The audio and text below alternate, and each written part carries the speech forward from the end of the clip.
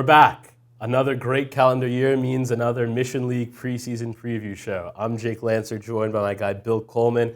Gonna run it back for another year here. Gonna give you our picks for the league from spot 8 to the first place spot. We're gonna give our picks for player of the year, game of the year. We're gonna get all into it. But first, I think we should revisit last year. 12 months ago, we sat at the same desk, made these same picks.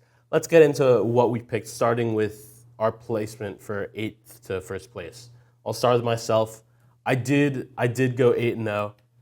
Got them all right. Looking to run it back this year. My top 3 was Harvard-Westlake at first, Notre Dame in second, Sierra Canyon in third. Bill, tell the people how you did. So unfortunately, it was not my best outing last year. Finished with a 3 out of 8 record of the 8 teams in the league. But last year I was kind of taking some dark horse looks. I picked Crespi to finish third. Unfortunately, they finished 7th, with only 1-6 record in league play. So that was definitely not my finest moment. But I did have Notre Dame at number 2 and Harvard-Westlake at number 1. I think the Crespi pick was a little bit of a gamble by me. It did not pay off, but I think I was a year early on that pick, and we'll talk about that more later on today. Yeah, before you go and shun Bill, I want you to make sure you understand that the league, as it is every year, was very close. Things could have sort of fallen either or way, so don't hate on Bill. And to be honest, maybe he was a year early on Crespi. Maybe this is the year they cracked the top 3. We'll get into it. Let's talk about last year. We both picked Harvard-Westlake Notre Dame as game of the year. I think it's safe to say, ask anyone that follows Mission League basketball, that was probably the game of the year. So we're going to check that one off for both of us. And then you go to Mission League MVP. Bill, you picked Trent Perry, and Trent Perry did win. I did, absolutely. And that was a bit of a risky pick at the beginning of the year. He wasn't the guy coming in. There was a guy like Caleb Foster coming in, and everybody thought he might have been the guy, including you, Jake. Yeah, I did. But, and there was nothing wrong with that pick. He was kind of the favorite, but I went with Trent Perry. I've known that kid for a while, and I knew he was a dog out there, and so I rolled with him. And sure enough, he did win on the winning Wolverines team, so they gave it to him. And so I love that pick right there. Now the real question is, does Trent Perry go back-to-back? We're going to have to see. That is what this show is here for us to do, talk about our opinions. I do want to note, before we get into this year, I picked Caleb Foster, as Bill said. Caleb Foster ended up being a McDonald's All-American. So I don't think he had too bad of a season, if you ask me. But that's, in the past. All right, let's get into our top 8. I'm going to start here. In 8th place for the second year in a row, I have the Alemany Warriors. They went 13-14 last year, did not win a game in the league, came in last place. I think that this team has a lot of potential. And what I mean by that is they have a guy in Jared Viguela who was a transfer last year, was finding his voice on the team, has now really come into a role of a leader. He's paired up with Jared Mims, Sr. He's the leader of the team. That's a dynamic duo that can make a lot of noise if they get things going. I'm worried about past those two, who else steps up for this team. If you take on a team like Harvard-Westlake, Sierra Canyon, Notre Dame, you're going to have defenders that can lock up those two guys. You need someone else to step up, make a big shot here and there. I don't know who that guy is for Alemany yet, and that's why I have him in last place right now. Bill, who do you have in 8th? Yeah, so in 8th, it's going to be the same for me. I have the Alemany Warriors right here. And this is an interesting pick for me because this Alemany team, I do think they improved slightly over the offseason. But as we talk about every year, this Mission League just keeps getting better and better and better. And so you need to be improving at the same rate as the other teams in the league, and I don't think that Alemany did that, unfortunately. I also want to point out that in pre-league play so far this season, Alemany lost badly to King Drew, who is a common opponent of both Harvard-Westlake and Crespi, and Harvard-Westlake and Crespi kind of smacked him around a little bit. And I know sports don't always work that way. Just because one team beat another team doesn't necessarily mean that team's better, but I do think it is worth pointing out that this King Drew team beat pretty handily the Alemany Warriors, and other teams in the Mission League beat them pretty handily. I do think that's an interesting fact. I do have Alemany Warriors at number 8. Well, all right. Number 7, Bill, who you got? Number 7, I have Chaminade, the Chaminade Eagles here. This is a team that I think has decent potential in the league. It's going to be led by Bryce Goldman. It's going to be the Bryce Goldman show, as I like to say. He's been a 4-year varsity starter, and he's also a big leader on this team, and he's a guy that's going to come in and he's going to compete. And if they want to be competitive in this league, he's going to have a good season. However, this team is extremely undersized. There's not a single player over 6'4" on the roster. And that's a major problem when you play in a Mission League where there's as many dynamic players as there are. Harvard-Westlake has multiple guys that are 6'10". I think they have 3 or 4 on their roster. You look at a team like Notre Dame, Sierra Canyon, they're going to have these guys that are pushing 6'8", 6'9", 6'10" on many of these teams. And it's just hard for an undersized team with guys under 6'4" to keep up with those big teams. Both in rebounding, physicality, driving to the lane, all those things are going to be a problem with the size advantage. And so I expect Chaminade to handle business in a few games, but I think at the end of the day, the size advantage is going to be too much and they won't be able to get it done versus these Mission League powerhouses. Yeah, Bill, I'm going to have to agree with you there. This is where the similarity ends in our picks, by the way, for anyone wondering. But I do have Chaminade in 7th place. They went 18-14 last year, won 2 games in league play, and they finished in 6th place last year. I think there is a step back. They did lose some seniors, but I think one of the most important notes is they lost their best player, Ethan Johnson, into the transfer portal. I guess not really a transfer portal for high school basketball, but he transferred to Sierra Canyon. I think that's really going to be an interesting game down the line to see if there's some bad blood there. We asked about it at Mission League Media Day. Coach Cantwell didn't really want to talk about it much, which is understandable, but he did say that this team is going to really be based on the fundamentals of basketball. Being an undersized team, they're going to have to do everything correctly from rebounding, good defense, all of those fundamentals. And I think that while that is definitely important, this is the Mission League, right? I think every team in the league is going to be focused on having great fundamentals, but I think that teams are going to go above and beyond from that point and take another step.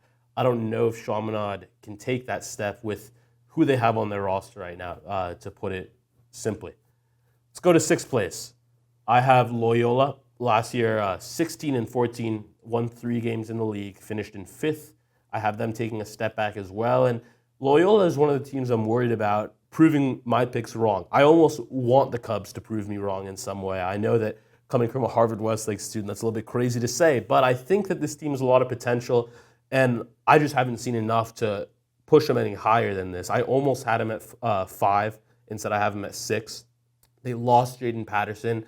I think he went to Santa Monica. He went to a different school in the SoCal area. Coach Powell, though, said that these guys might be even better without Patterson at the helm of the team, that he plays a different style of basketball, and he's really confident in his guys. That's always a good thing to hear. They have a guy like Jonas DeCrassel, another guy, Hugh Vandewey. These are going to be the 2 leaders of the team. And when you have a guy like Jonas DeCrassel, who led the team in all 3 major stat categories, points, rebounds, assists last year, when you have him coming back for another year, it's dangerous. You don't know what he's going to be able to do. So I think that Loyola is a real wild card factor, and I would definitely be on the lookout for them this year. Bill, who do you have at 6? Yeah, so you were talking about how Loyola, you think they might prove you wrong, finish a little bit higher. So I'm going to take that pick. I'm going to say they do prove you wrong, finish a little higher. At number 6, I have St. Francis. This is an interesting pick right here because St. Francis finished a little bit above this last year in the Mission League. But I do think that they're going to take a bit of a step back this year. The first reason is because they lost Jackson Mosley. He was their guy last year. He was one of their best players, and so that's definitely going to knock this team back a little bit. However, they do have junior 4-star Mozzie Mosley, and he's going to be the guy that has to step up this year. He has to become that leader. So I think the question for this team is, does he step up? Does he become the leader that this team needs to lead them past some of these other teams in the Mission League? I think when you look at this team, you say to yourself, I'm not quite sure they can compete with the Harvard-Westlakes of the league, but they can definitely compete with Loyola, with Chaminade, with Crespi, some of these other teams. And so the question is, do they get that done? And I think that part of that is going to be Dylan Grant. He's a new addition to this team. He's going to be a vocal leader. Can he step up? Combined with the junior Mozzie Mosley, can they both step up together? And can they get this team further than they did last year? Or are they going to take a step back? I don't know that they'll do it, so I'm going to pick them to finish number 6 here in the league. Well, all right, let's move right into number 5. Bill, I'll pass it back to you. Yeah, so for number 5, right as you had at number 6, it's going to be Loyola for me. I think this is a pick that's as simple as this. Loyola had a lot of guys last year. Jonas DeCrassel is a great example. He led the team in 3 major stats, in all 3 of the major stats. And so when you see a guy like that returning for his now senior season at Loyola, there's going to be a lot of experience that comes with that. And I think there's a lot of confidence that these guys have. Yes, they lost Jaden Patterson, and I understand that. But I loved what Coach Powell said. I love that he was confident in this group to continue to win. And I think that with Jonas DeCrassel coming back, they have that leader, they have that guy returning, and I think they're going to be able to beat out a team like St. Francis, and I have them finishing 5th here in the league. At 5th for myself, St. Francis went 20-11 last year, won 5 games in league. They finished in 4th. That's a great season for the squad. I mean, the Golden Knights were really good last year. They had HW on the ropes in the Mission League tournament. Really talented team. I think Bill made some really great points there. I think that Mozzie Mosley is still sort of coming into a leadership position, and I think that that may hinder them, and that's why I have him taking a step back from last year where they did finish in 4th place. But I think that he, along with Dylan Grant and along with some other guys on that squad, will be able to do enough to make a 5th place finish. And honestly, I'm a big Todd Wolfson guy. I mean, I don't know any other way to say it. I think he's a really great coach, and I think that he is also key to this team having a 5th place finish and not something worse than that. I think the Golden Knights right now, I mean, on the date of shooting this, today's December 13th, they're 9-1. And aside from one game, they've blown out all their opponents. So far, I like what I've seen from St. Francis. I think they finish in 5th. Going into 4th place now, I have Crespi. And I think that some people are very high on Crespi right now, some people not so much. Crespi is the biggest wild card in the Mission League for myself, I think for a lot of people out there. Obviously, the signing of Derek Fisher as the head coach of the team instantly makes the group better, whether it's from experience, exposure to potential transfer players because of the name. There's so many different factors that he brings to the team. Last year, Crespi, 18-12, only won a single game in the Mission League, finished in 7th place. It's a lot to say that they go from 7th to 4th, but I really think that they can. And I think that the key to that is Peyton White. He's the leader of the team.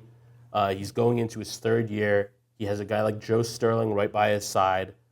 Last year when we were talking about Crespi, we both were very excited to watch Crespi, and they had a lot of flair to them, and they lost a lot of close games, which I think people don't always remember when they look at the record. They just see losses. They don't see that final score. I think with some more wisdom on the bench with Derek Fisher, they do win some of those games, and I think that they push for a 4th place finish. Bill, who you got it for? Yeah, so, I love what you said there, and I actually have Crespi a little higher. I got Sierra Canyon at number 4. And this is an interesting pick for me because I did this last year, and I put Sierra Canyon at 4, and they proved me wrong, and they finished 3rd. And so I'm a little worried that may happen again, but it's not going to stop me from picking this. And here's why. I like what Sierra Canyon has. I just think that this group, going into last year, there was a different energy around this program. I think we can feel it. I think everybody could feel it. Sierra Canyon almost felt like one of the teams to beat last year. And now it just feels like Notre Dame and Harvard-Westlake has kind of distanced themselves from that Sierra Canyon threshold. And I think part of that is the fact that the Sierra Canyon team doesn't have as many transfers as they did in previous seasons. They used to be one of those teams that they would just rake in these good players, these transfer players. Now, there's pros and cons to that. I think the biggest pro of that is that this basketball team is going to be more structured. They're going to have better chemistry on the floor. These players have played with each other for a longer time, so they're going to know each other. And those are positives of that. However, I just don't think the talent on this roster is quite enough to compete with the teams above them in this league. So I actually have them finishing 4th here. Don't get me wrong, they're dangerous, and this energy that they have is definitely a newer energy from previous seasons, but I have them finishing 4th here in league. All right, it's time for the top 3. The best 3 teams in the Mission League typically place pretty well in the playoffs, both CIF and state. So making that cut, right, the 3rd place to 1st place grouping. We talked about it last year. It's tough. We thought that maybe Crespi or St. Francis could do it last year. Neither of them did. We both think this year that it's wide open. As you've seen from my picks, it's kind of clear that I do have Sierra, Notre Dame, and Harvard-Westlake in some sort of order in there in the top 3. Bill already picked Sierra, so they can't be. So he actually makes the jump in his picks. But overall, we both think that it's very possible. And to come 3rd place in a league that a lot of people, a lot of professionals that get paid to talk about this stuff think is the best league in at least Southern California, if not all of California, it's a really impressive feat. So just before we go into the 3rd place discussion, just wanted to mention that. Bill, who do you have with 3rd place? So here we go. 3rd place, once again, give me Crespi. And this is a pick that, it's part of this is my revenge campaign. Last year, I put them at 3rd. They did not finish at 3rd, but I love them in this spot here. And here's why. 11-1 to start the season. I love the way that they've been playing in pre-league play. new head coach Derek Fisher. You just talked a little bit about him, and I want to talk more about him. All He's right. a guy that's going to come into this program. He's going to make changes, and he's going to bring a new energy. There's just something about, as an athlete myself, there's just something about having a coach that has that type of experience that just instills confidence in his players. And I think that's going to be big. Now, the next part is Peyton White and Joe Sterling. These two guys make a case for the best duo in the Mission League. There's a lot of guys in there. You can talk about Robert Hinton, you can talk about Trent Perry, you can talk about Nick Kamenia. A couple of those guys could make their case as well. But Peyton White and Joe Sterling make a legitimate case. Joe Sterling in preseason play is averaging 23 points per game. And Peyton White has only got better since last year. He leads the team in rebounds, averaging about 9.5 rebounds a game. What I love from this duo is the way that they mesh together and the way that they play so well. Peyton White, only a junior, Joe Sterling, only a sophomore. Both of these guys have extreme potential on this team, and I think this is the year that they break through. Peyton White has that extreme athleticism to compete with some of these other teams. This guy is built, he's big, and I've seen him just absolutely throw the basketball down. And that's something that you're going to need in this league. So I think that these two guys, combined with the new head coach Derek Fisher and the energy that this team has, I think they're going to make that leap. I think them versus Sierra Canyon, Crespi versus Sierra Canyon, is going to be a big game to watch this year. I think they get that done. They vault themselves up to finishing third in this league. Third place, I have Sierra Canyon.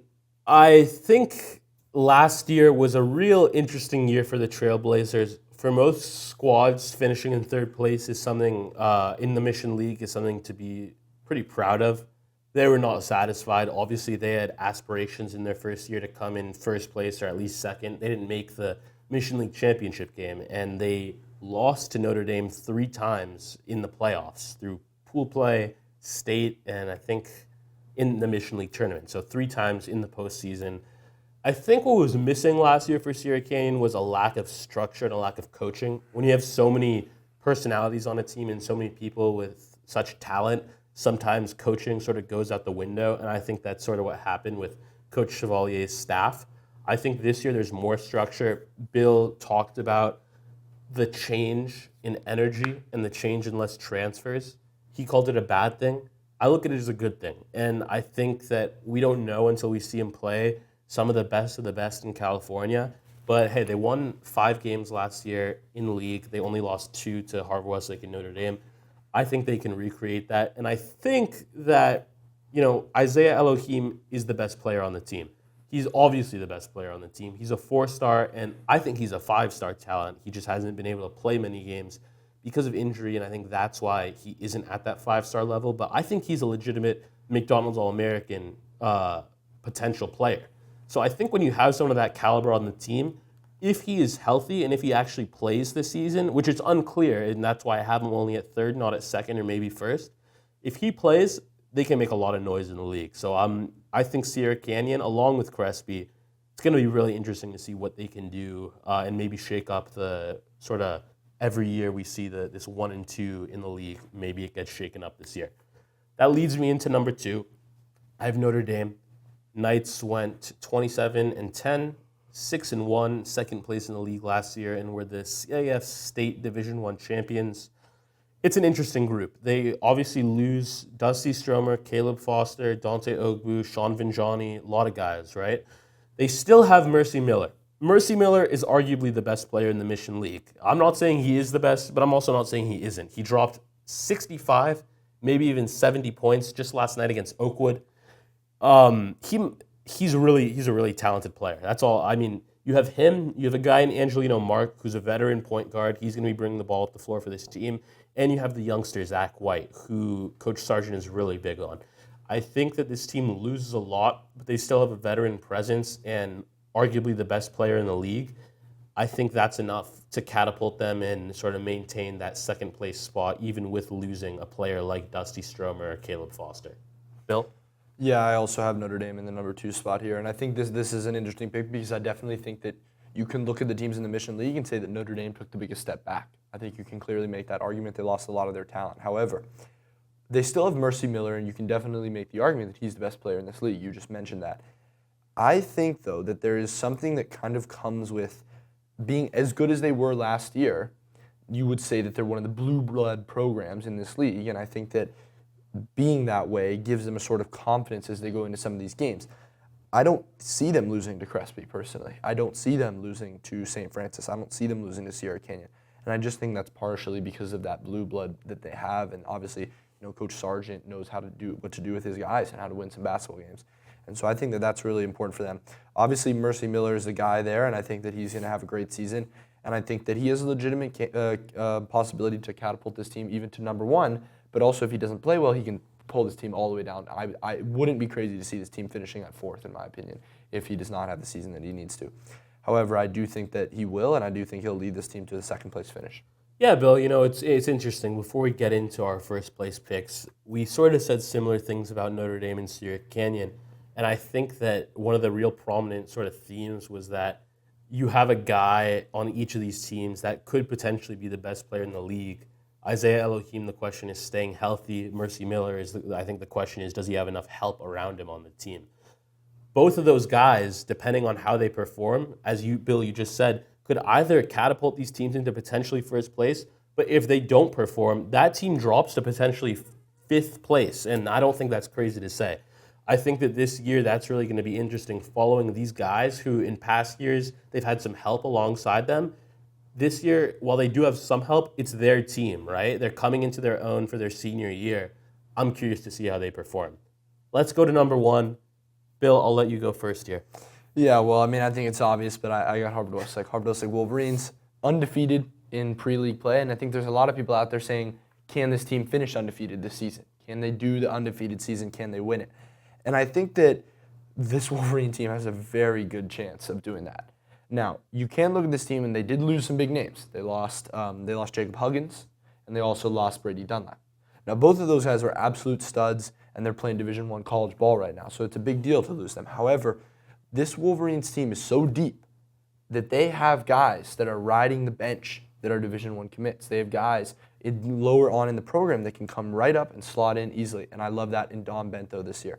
I think Dom Bento is going to step up big. He's going to be that big man that they needed, replace that Jacob Huggins, and he's going to win and do really, really well for this team. I also think that Trent Perry is not talked about enough. Obviously Trent Perry is a big name. He's a 4-star, but look at the way that this kid plays. He's truly the heart and soul of this team. He's a really great player. I picked him for MVP last year. He was the MVP last year, and I think he's got a very legitimate case to go back-to-back with that, as I think the Wolverines are the best team, and I think he's going to lead this team. The last person I want to talk about is Nico Kaiser-Stork. He's on the bench for this team. He comes off the bench, but he is one of the better athletes that we've seen in the Mission League. He just recently committed to play basketball at SMU, which is an ACC program, and I really expect big things from him. I think that some of the bigger questions with these teams is how is their depth? And if you look at the Wolverines, they got a guy like Nico Kaiser-Stork on the bench. I love what I've seen from him when he comes in and plays, and that provides great depth for this Wolverines team, and they're going to go deep. Yeah, before we get into my number one pick, Bill, you mentioned in our broadcast, every time he comes into the game, well, what do you call Nico, just for the viewers that don't tune into all our games? Absolutely. I call him the bounciest player in the Mission League, and that's what he is. That's the type of athlete that this kid is. He's going to get up there, and he's going to absolutely throw down the basketball if you give him the opportunity, and he's just an all-around amazing athlete. He's the type of guy in the blink of an eye, he's gone, he's around you, and he's going to finish at the rim. And so I think he's one of those guys that is a real dark horse in this league, and we'll see how it plays out for the Wolverines. Yeah, at number one for myself, it's Harvard-Westlake as well. This team last year did not lose a game in the Mission League.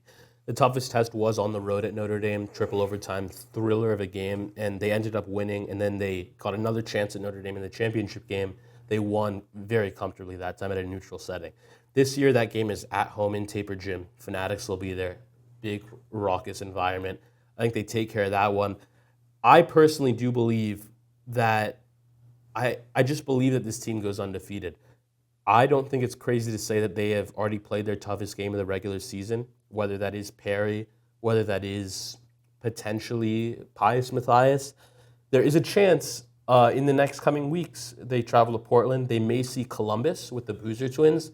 That would trump every game they play this season. That would be the toughest game of the year, and that could rattle an undefeated campaign. But if that doesn't happen, or even if it does and they get a chance, I think this team goes undefeated. I don't think that there's a team in the Mission League right now with the same depth as you said, Bill, and you mentioned the word athletes. That is it.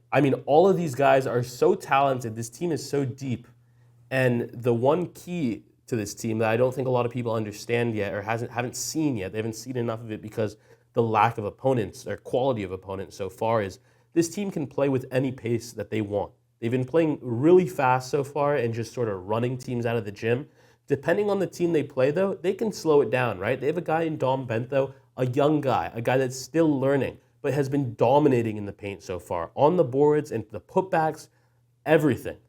I think that he is the key to this team, and he is the key to this team being able to push the pace or slow things down. That is why Harvard-Westlake wins the Mission League. All right, now it is time to discuss Game of the Year. Last year, we both picked Harvard-Westlake versus Notre Dame, and triple overtime thriller. I don't think it really does get any better than that. I'll go first here. I do not have Harvard-Westlake in the Game of the Year. I have Notre Dame traveling to Sierra Canyon. Last game of the season for both of these squads, January 26th. Two really interesting styles of play. Could potentially be vying for, could be a first place spot in the league, could be a second place spot. No matter what, I'm pretty sure both of the top two teams in the league get a bye. So that spot is very important, right? And I think it could come down to that game against Notre Dame and Sierra. It's going to be competitive. I think the advantage goes to Notre Dame because I think they have a couple more guys in Sierra Canyon that can step up. But I think that is the Game of the Year. Bill, how about you? There's a lot of great games this year that I could go with. First off, I thought it was cool to see the Sierra Canyon versus Chaminade game, the return of Ethan Johnson. I think that there's a lot of good storylines in this league this year. As you mentioned, I do love that Notre Dame Sierra Canyon game. I think that one's going to be good too. But I will be going with the Notre Dame Harvard-Westlake matchup again. For me, it is just hard to pass up on my projected 1-2 when they play each other. I just don't think I can. The way that game went last year, the kind of rivalry that those two teams have, I got to rock with it. So I'm going to pick Game of the Year, Notre Dame Harvard-Westlake, and that's going to be at Harvard-Westlake. Yeah, don't forget either Harvard-Westlake Crespi. I just sort of want to pin that game. It is at Crespi. Really great environment there. HWTV not on the game, but Crespi Sports Network is, so you will be able to watch it. That is another game that could potentially be the Game of the Year. There are a lot of great, options with the Mission League and just how many talented teams there are. Well, Bill, who do you think is going to be the Mission League MVP? I think this one comes simply down to the fact that it's going to be probably given to a player on the number one team in the league, and it's got to be that best player, and that's why it's going to be Trent Perry. I think that Trent Perry, he has another amazing season, the USC basketball commit. He has another amazing season, and I think that he finishes the job for the Wolverines. I think they go undefeated. I think they win, and I think Trent Perry gets the MVP. I picked him last year.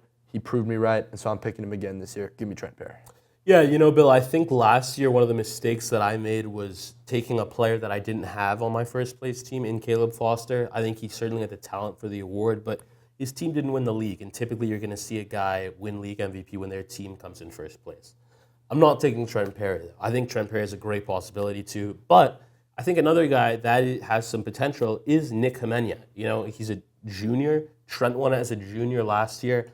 I think that Nick really got the ball rolling on his collegiate campaign and getting a lot of media attention towards the end of last season with making some really big-time plays in big-time games.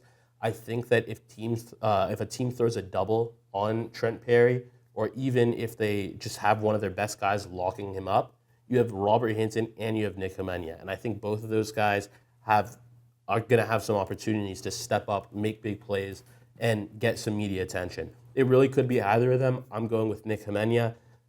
That's my pick for Mission League MVP. Well, all right. I want to thank you all so much for tuning in. This has been another great episode. Mission League preseason preview show. Jake Lancer, Bill Coleman. We're going to be on all of the Wolverines home games here on HWTV. You can find us there. But for now, have a happy holidays.